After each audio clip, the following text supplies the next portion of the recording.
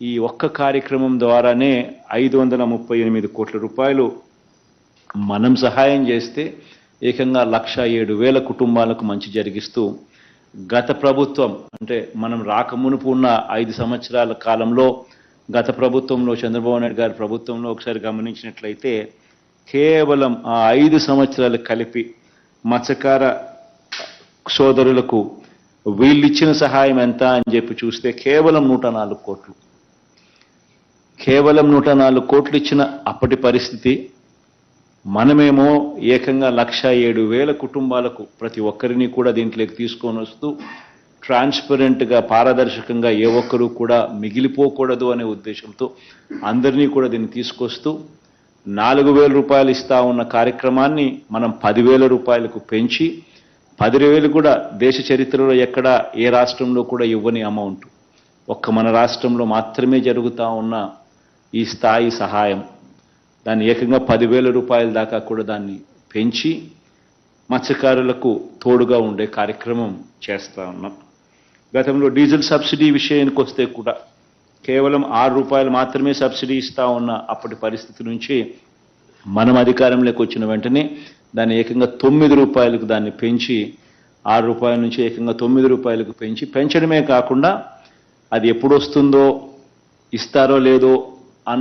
అన్న గత పరిస్థితి నుంచి ఆ డీజిల్ పోయించుకునేటప్పుడే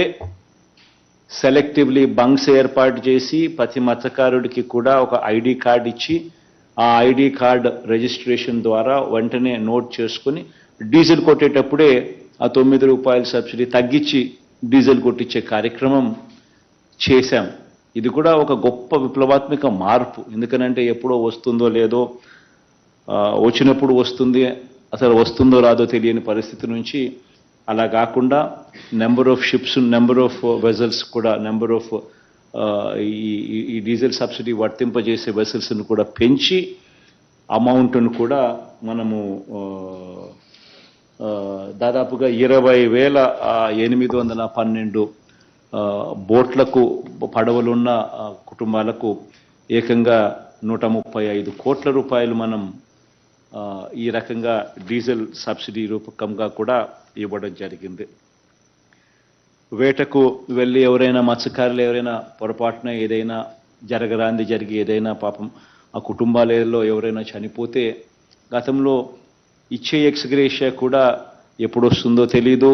అసలు అందరికీ ఇది అవైలబుల్గా ఉంటుందా లేదా అన్నది కూడా తెలియని పరిస్థితి నుంచి